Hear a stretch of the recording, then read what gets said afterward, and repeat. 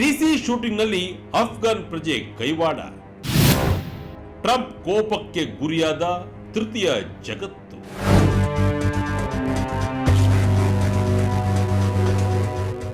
Vijaya Karnataka international YouTube ಚಾನೆಲ್ಗೆ ಸ್ವಾಗತ. ನಾನು ಶಂಕರ್ ಹೆತ್ತರ್. ರಾಜಧಾನಿ ವಾಷಿಂಗ್ಟನ್ ಡಿಸಿಯಲ್ಲಿ ನ್ಯಾಷನಲ್ ಗಾರ್ಡ್ನ ಇಬ್ಬರು ಸಿಬ್ಬಂದಿ ಮೇಲೆ ಅಫ್ಘಾನಿಸ್ತಾನದ ಪ್ರಜೆಯೋರ್ವ ನಡೆಸಿದ ಗುಂಡಿನ ದಾಳಿಯ ಬಳಿಕ ಅಮೆರಿಕದ ಅಧ್ಯಕ್ಷ ಡೊನಾಲ್ಡ್ ಟ್ರಂಪ್ ಆಡಳಿತ ವಲಸೆ ವಿರುದ್ಧದ ತನ್ನ ಸಮರವನ್ನು ತೀವ್ರಗೊಳಿಸಿದೆ. ವಾಷಿಂಗ್ಟನ್ ಡಿಸಿ ದಾಳಿಯ ಪ್ರತೀಕಾರ ಎಂಬಂತೆ ಅಧ್ಯಕ್ಷ ಡೊನಾಲ್ಡ್ ಟ್ರಂಪ್ ರವರು ತೃತೀಯ ಜಗತ್ತಿನ ದೇಶಗಳಿಂದ ಜನರ ವಲಸೆಗೆ ಸಂಪೂರ್ಣ ನಿರ್ಬಂಧ ಹೇರುವ ಆದೇಶ ಹೊರಡಿಸಿದ್ದಾರೆ.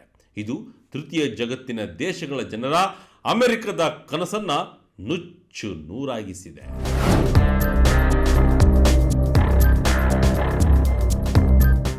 ಹೌದು, ನವೆಂಬರ್ 27ರಂದು ಅಮೆರಿಕದ ರಾಜಧಾನಿ ವಾಷಿಂಗ್ಟನ್ ಡಿಸಿಯಲ್ಲಿರುವ ಶ್ವೇತಭವನದ ಸಮೀಪ ಅಫ್ಘಾನಿಸ್ತಾನದ ಪ್ರಜೆ ರಹಮನುಲ್ಲಾ ನಕನ್ವಾಲ್ ಎಂಬಾತ ಇಬ್ಬರು ನ್ಯಾಷನಲ್ ಗಾರ್ಡ್ ಸಿಬ್ಬಂದಿ ಮೇಲೆ ಗುಂಡಿನ ಮಳೆಗೆರೆದಿದ್ದ. ಗುಂಡಿನ ದಾಳಿಯಲ್ಲಿ ತೀವ್ರವಾಗಿ ಗಾಯಗೊಂಡಿದ್ದ ಸಾರಾ ಬೆಕ್ಸ್ಟ್ರೋ ಮತ್ತು ಆಂಡ್ರೋ ಒಲ್ಫ್ ಅವರನ್ನ ಆಸ್ಪತ್ರೆಗೆ ದಾಖಲಿಸಲಾಗಿತ್ತು. ಆದರೆ ಈ ಪೈಕಿ ಚಿಕಿತ್ಸೆ ಫಲಕಾರಿಯಾಗದೆ ನ್ಯಾಷನಲ್ ಗಾರ್ಡ್ ಮಹಿಳಾ ಸಿಬ್ಬಂದಿ ಸಾರಾ ಬೆನ್ಸ್ಟ್ರೋಕ್ ಕೊನೆ ಉಸಿರೆಳೆದಿದ್ದಾರೆ. ಇದು ಟ್ರಂಪ್ ಆಡಳಿತವನ್ನು ಇನ್ನಿಲ್ಲದಂತೆ ಕೆರಳಿಸಿದ್ದು ತೃತೀಯ ಜಗತ್ತಿನ ದೇಶಗಳ ಜನರ ವಲಸೆಯನ್ನೇ ನಿರ್ಬಂಧಿಸುವ ನಿರ್ಧಾರಕ್ಕೆ ಬರಲಾಗಿದೆ. ಯುಎಸ್ ವ್ಯವಸ್ಥೆಯ ಚೇತರಿಕೆಗೆ ಆದ್ಯತೆ. ತೃತೀಯ ಜಗತ್ತಿನಿಂದ ವಲಸೆಗೆ ನಿರ್ಬಂಧ. ಈ ಕುರಿತು ಖುದ್ದು ತಮ್ಮ ಟ್ರೂತ್ ಸೋಷಿಯಲ್ ಮೀಡಿಯಾದಲ್ಲಿ ಪೋಸ್ಟ್ ಮಾಡಿರುವ ಅಮೆರಿಕದ ಅಧ್ಯಕ್ಷ ಡೊನಾಲ್ಡ್ ಟ್ರಂಪ್, ಯುಎಸ್ ವ್ಯವಸ್ಥೆಯು ಸಂಪೂರ್ಣವಾಗಿ ಚೇತರಿಸಿಕೊಳ್ಳಲು ಅನುವು ಮಾಡಿಕೊಡಲು ನಾನು ಎಲ್ಲಾ ತೃತೀಯ ಜಗತ್ತಿನ ದೇಶಗಳಿಂದ ವಲಸೆಯನ್ನ ಶಾಶ್ವತವಾಗಿ ವಿರಾಮಗೊಳಿಸುತ್ತೇನೆ. ಹಿಂದಿನ ಅಧ್ಯಕ್ಷ ಜೋ ಬೈಡನ್ ರವರು ಮಾಡಿದ ಆಟೋ ಪೆನ್ ಸಹಿ ಮೂಲಕ ಅಮೆರಿಕ ಪ್ರವೇಶಿಸಿದ ಲಕ್ಷಾಂತರ ಅಕ್ರಮ ವಲಸಿಗರನ್ನ ನಾನು ಪರಿಶೀಲನೆಗೆ ಗುರಿಪಡಿಸುತ್ತೇನೆ ಎಂದು ಘೋಷಿಸಿದ್ದಾರೆ. ಇದು ವಾಷಿಂಗ್ಟನ್ ಶೂಟೌಟ್ನಿಂದ ಟ್ರಂಪ್ ನೇರವಾಗಿ ಕೆರಳಿದ್ದಾರೆ ಎಂಬುದನ್ನು ಸೂಚಿಸುತ್ತದೆ. ಯುನೈಟೆಡ್ ಸ್ಟೇಟ್ಸ್ಗೆ ನಿವ್ವಳ ಆಸ್ತಿ ಇಲ್ಲದ ಅಥವಾ ತಮ್ಮ ದೇಶವನ್ನ ಪ್ರೀತಿಸಲು ಅಸಮರ್ಥರಾಗಿರುವ ಯಾರೇ ಆಗಿರಲಿ ಅವರನ್ನು ಅಮೆರಿಕದಿಂದ ಹೊರಹಾಕುತ್ತೇನೆ. ನಮ್ಮ ದೇಶದ ನಾಗರಿಕರಲ್ಲದವರಿಗೆ ಎಲ್ಲ ಫೆಡರಲ್ ಪ್ರಯೋಜನಗಳು ಮತ್ತು ಸಬ್ಸಿಡಿಗಳನ್ನು ಕೊನೆಗೊಳಿಸುತ್ತೇನೆ. ದೇಶದ ಶಾಂತಿಯನ್ನು ಹಾಳು ಮಾಡುವ ವಲಸಿಗರನ್ನ ಇನ್ನು ಮುಂದೆ ಸಹಿಸಿಕೊಳ್ಳಲು ಸಾಧ್ಯವಿಲ್ಲ. ಸಾರ್ವಜನಿಕ ಶುಲ್ಕ, ಭದ್ರತಾ ಅಪಾಯ ಅಥವಾ ಪಾಶ್ಚಿಮಾತ್ಯ ನಾಗರಿಕತೆಗೆ ಹೊಂದಿಕೆಯಾಗದ ಯಾವುದೇ ವಿದೇಶಿ ಪ್ರಜೆಯನ್ನ ಗಡೀಪಾರು ಮಾಡುತ್ತೇನೆ ಎಂದು ಡೊನಾಲ್ಡ್ ಟ್ರಂಪ್ ತೀವ್ರ ಆಕ್ರೋಶಿತ ಧ್ವನಿಯಲ್ಲಿ ಗುಡುಗಿದ್ದಾರೆ. ಬೈಡನ್ ಆಟೋ ಪೆನ್ ಆದೇಶ ರದ್ದು. ಅಫ್ಘಾನ್ ಪ್ರಜೆಗಳ ಮೇಲೆ ಹದ್ದಿನ ಕಣ್ಣು. ಮುಂದುವರೆದು ಅನಧಿಕೃತ ಮತ್ತು ಅಕ್ರಮ ಆಟೋ ಪೆನ್ ಅನುಮೋದನೆ ಪ್ರಕ್ರಿಯೆಯ ಮೂಲಕ ಪ್ರವೇಶ ಪಡೆದವರನ್ನ ಒಳಗೊಂಡಂತೆ ದೇಶದ ಶಾಂತಿಗೆ ಭಂಗ ತರುವ ಎಲ್ಲರನ್ನ ಗಡೀಪಾರು ಮಾಡುವ ಮೂಲಕ ಅಮೆರಿಕನ್ನರ ಭದ್ರತೆಯನ್ನ ಖಾತರಿಪಡಿಸಲಾಗುವುದು ಎಂದು ಡೊನಾಲ್ಡ್ ಟ್ರಂಪ್ ಭರವಸೆ ನೀಡಿದ್ದಾರೆ. ಅಮೆರಿಕ ಎದುರಿಸುತ್ತಿರುವ ಸಮಸ್ಯೆಗಳಿಗೆ ತಿರುಗುವ ವಲಸೆ ಮಾತ್ರ ಪರಿಹಾರ ಎಂದಿರುವ ಅಧ್ಯಕ್ಷರು ಅಮೆರಿಕವನ್ನು ದ್ವೇಷಿಸುವ ಜನರನ್ನ ಮಾತ್ರವಲ್ಲದೆ ಅಕ್ರಮವಾಗಿ ನಮ್ಮ ದೇಶದಲ್ಲಿ ನೆಲೆಸಿರುವ ಸಾಮಾನ್ಯ ನಾಗರಿಕರನ್ನ ಇಲ್ಲಿ ಬಿಡಲು ಇರುವುದಿಲ್ಲ ಎಂದು ಸ್ಪಷ್ಟವಾಗಿ ಹೇಳಿದ್ದಾರೆ.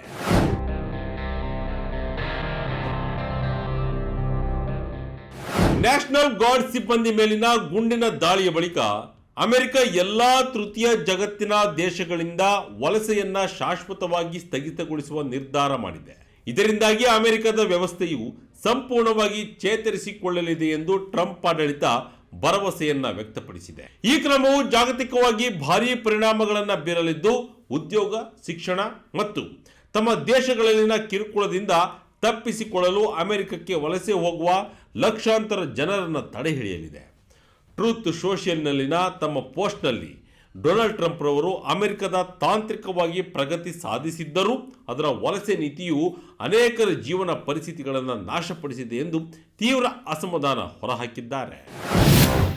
ಗ್ರೀನ್ ಕಾರ್ಡ್ ಪರಿಶೀಲನೆಗೆ ಆದೇಶ.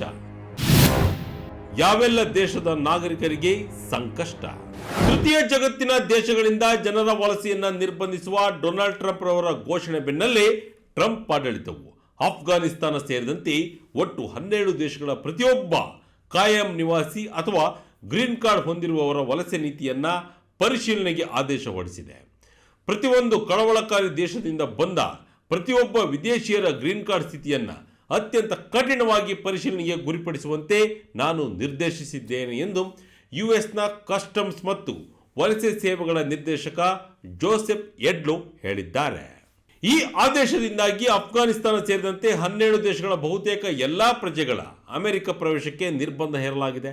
Myanmar, Chad, Congo, Brazzaville, Equatorial Guinea, Eritrea, Haiti, Iran, Libya, Somalia, Sudan ಮತ್ತು ಯೆಮೆನ್ ದೇಶಗಳ ನಾಗರಿಕರು ಇನ್ನು ಮುಂದೆ ಅಮೆರಿಕಕ್ಕೆ ಬರುವಂತಿಲ್ಲ ಎಂದು ಟ್ರಂಪ್ ಆಡಳಿತ ಸ್ಪಷ್ಟವಾಗಿ ಹೇಳಿದೆ. ಅಲ್ಲದೆ ಅಮೆರಿಕದಲ್ಲಿ ನೆಲೆಸಿರುವ ಎಲ್ಲ ಅಫ್ಘಾನಿಸ್ತಾನ ಪ್ರಜೆಗಳ ಗ್ರೀನ್ ಕಾರ್ಡ್ ವಲಸೆ ಸ್ಥಿತಿಯ ಪರಿಶೀಲನೆಗೆ ಟ್ರಂಪ್ ಆಡಳಿತ ಮುಂದಡಿ ಇಟ್ಟಿದೆ. ಅಮೆರಿಕದ ಈ ಆಕ್ರಮಣಕಾರಿ ವರ್ತನೆ ಅದು ನ್ಯಾಷನಲ್ ಗಾರ್ಡ್ ಸಿಬ್ಬಂದಿ ಮೇಲೆ ನಡೆದ ಗುಂಡಿನ ದಾಳಿಯಿಂದ ಅದೆಷ್ಟು ಕುಗ್ಗಿ ಹೋಗಿದೆ ಎಂಬುದಕ್ಕೆ ಸಾಕ್ಷಿಯಾಗಿದೆ.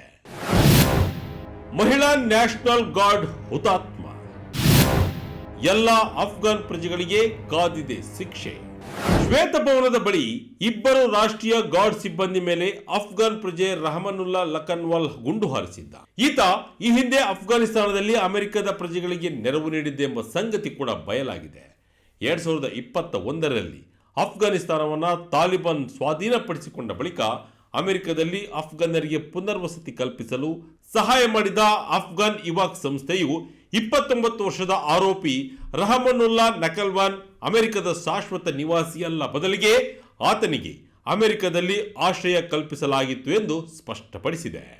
ರಹಮನುಲ್ಲಾ ಲಖನ್ವಾಲ್ ನಡೆಸಿದ ಗುಂಡಿನ ದಾಳಿಯಿಂದ ಗಂಭೀರವಾಗಿ ಗಾಯಗೊಂಡಿದ್ದ ನ್ಯಾಷನಲ್ ಗಾರ್ಡ್ನ ಇಬ್ಬರು ಸಿಬ್ಬಂದಿಯಾದ ಸಾರಾ ಬೆಕ್ಸ್ಟ್ರೋಮ್ ಮತ್ತು ಆಂಡ್ರಾ ಓಲ್ಫ್ ಅವರನ್ನ ಚಿಕಿತ್ಸೆಗಾಗಿ ಆಸ್ಪತ್ರೆಗೆ ದಾಖಲಿಸಲಾಗಿದೆ. ಈ ಪೈಕಿ 20 ವರ್ಷದ ಮಹಿಳಾ ಸಿಬ್ಬಂದಿ ಸಾರಾ ಬೆಕ್ಸ್ಟ್ರೋಮ್ ಚಿಕಿತ್ಸೆಗೆ ಫಲಕಾರಿಯಾಗದೆ ಸಾವನ್ನಪ್ಪಿದ್ದರೆ 24 ವರ್ಷದ ಆಂಡ್ರಾ ಓಲ್ಫ್ ಈಗಲೂ ಜೀವನ್ಮರಣದ ಹೋರಾಟ ನಡೆಸುತ್ತಿದ್ದಾರೆ.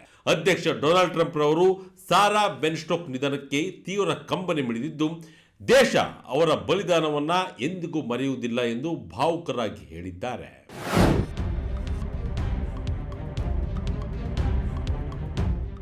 ಒಟ್ಟಿನಲ್ಲಿ ವಾಷಿಂಗ್ಟನ್ ಡಿಸಿ ಗುಂಡಿನ ದಾಳಿಯು ಟ್ರಂಪ್ ಆಡಳಿತವನ್ನ ಇನ್ನಿಲ್ಲದಂತೆ ಕೆರಳಿಸಿದ್ದು, ಇದಕ್ಕೆ ಪ್ರತೀಕಾರ ಎಂಬಂತೆ ಅಮೆರಿಕವು ತೃತೀಯ ಜಗತ್ತಿನ ದೇಶಗಳಿಂದ ಜನರ ವಲಸೆ ಮೇಲೆ ಸಂಪೂರ್ಣವಾಗಿ ನಿರ್ಬಂಧ ಹೇರಿದೆ. ಅಲ್ಲದೆ ಅಮೆರಿಕದಲ್ಲಿ ನೆಲೆಸಿರುವ ಎಲ್ಲ ಅಫ್ಘಾನಿಸ್ತಾನಿ ಪ್ರಜೆಗಳ ಗ್ರೀನ್ ಕಾರ್ಡ್ ವಲಸೆ ನೀತಿ ಸ್ಥಿತಿಯ ಪರಿಶೀಲನೆಗೂ ಆದೇಶ ಹೊರಡಿಸಲಾಗಿದೆ. ಒಬ್ಬ ಮಾಡಿದ ತಪ್ಪಿಗೆ ಅಮೆರಿಕದಲ್ಲಿ ನೆಲೆಸಿರುವ ಎಲ್ಲ ಅಫ್ಘಾನ್ ಪ್ರಜೆಗಳು ಶಿಕ್ಷೆ ಅನುಭವಿಸಲಿರುವುದು ನಿಜಕ್ಕೂ ದುರಂತವೇ ಸರಿ. ಇದಾಗಿತ್ತು ಈ ಕ್ಷಣದ ಇಂಟ್ರೆಸ್ಟಿಂಗ್ ಸ್ಟೋರಿ. ಇದೇ ರೀತಿಯ ಸ್ಟೋರಿಗಾಗಿ Vijaya Kanaka international YouTube channel, Facebook channel follow ಮಾಡ್ತಾ ಇರಿ. ಧನ್ಯವಾದಗಳು.